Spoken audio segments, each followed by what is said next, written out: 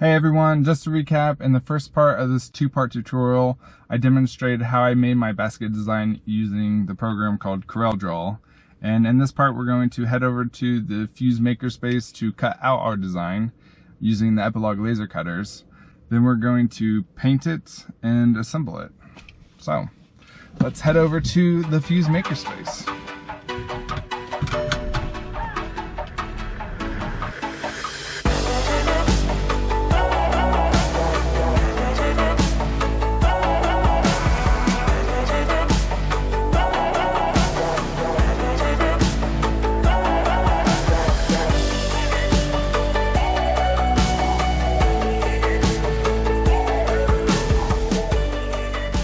Alright, so the first thing I want to do is open up CorelDRAW and upload my design.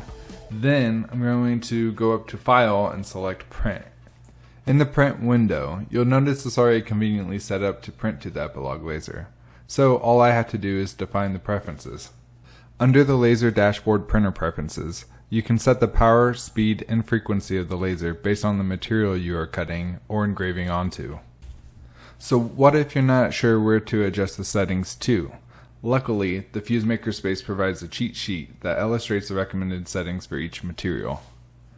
In this case, because I'm engraving my signature onto 1/4 inch thick birch ply, I need to adjust my setting to a speed of about 30 and a power of 100. But because I want a deeper engraving, I am going to set my speed at 20. Then, if I look at the cheat sheet again, I will notice the recommended settings for cutting 1/4 inch wood with a speed of 10, power of 100, and frequency of 500. However, I am going to set the speed even slower to make sure everything cuts through alright. Once everything is set the way I need it to be, I can hit OK. The preview screen looks great, so I hit OK again, and this will send my file to the Epilogue laser cutter. So before hitting the green button, I had to set up the laser, turn the ventilation on, check to ensure my material was level along the X and Y axes, and that the Z axis was set to an appropriate height. To learn this, be sure to take the required safety class that comes with using this type of equipment at your local makerspace.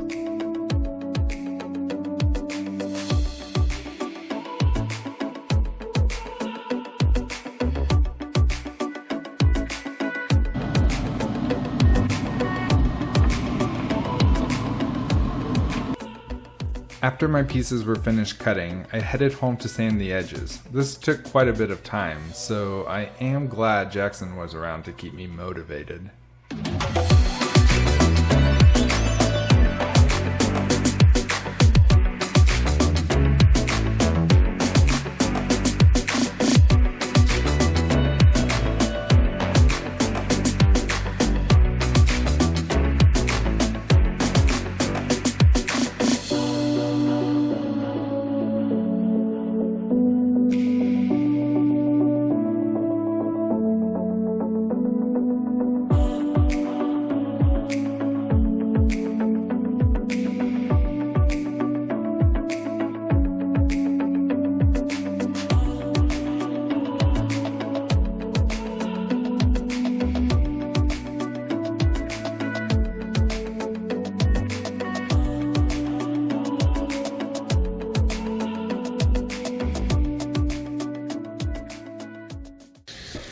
After sanding the edges, it was time to sand the front and the back side of the pieces.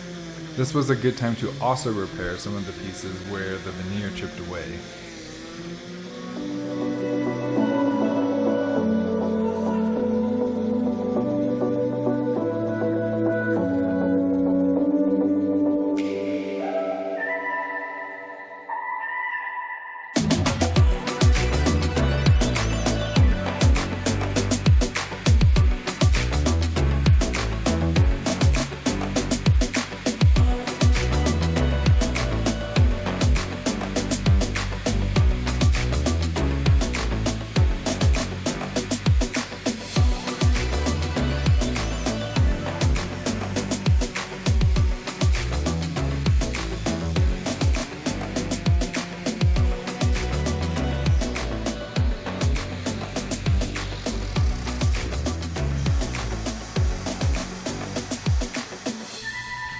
So at this point I am repairing a chip in the veneer by combining wood glue with sawdust by sanding down some birch wood. To avoid chipping, if you can, try making this basket with solid hardwood, if you can find some around 12 inches wide and at 1/4 inch thick. That, or use another material.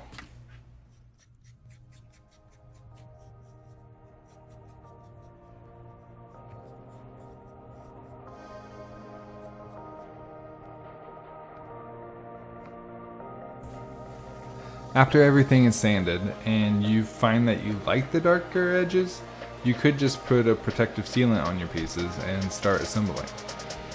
But I wanted to try out some neutral colors.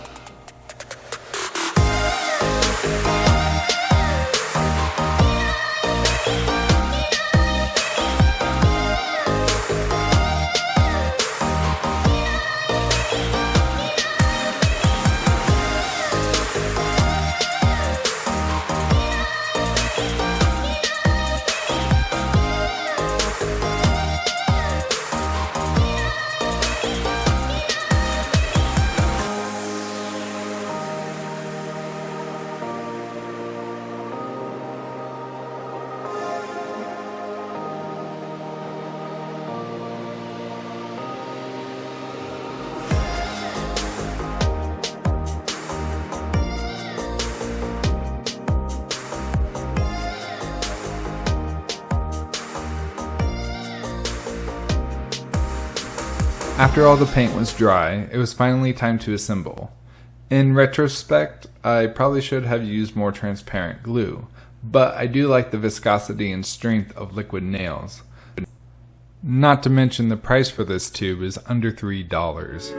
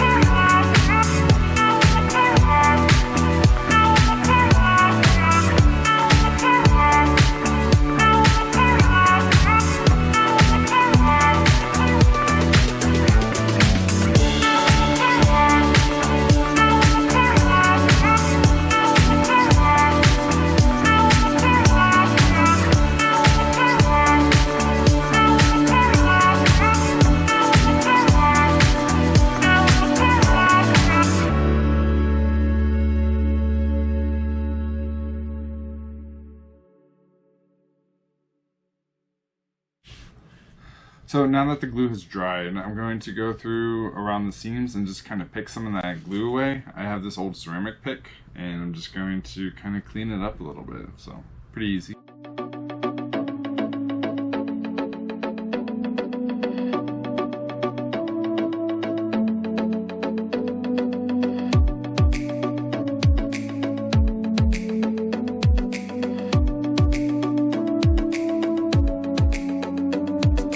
So this basket turned out awesome and is incredibly sturdy. If you want the Corel file that I made, feel free to download it for free under the design page from my website. My gift to you.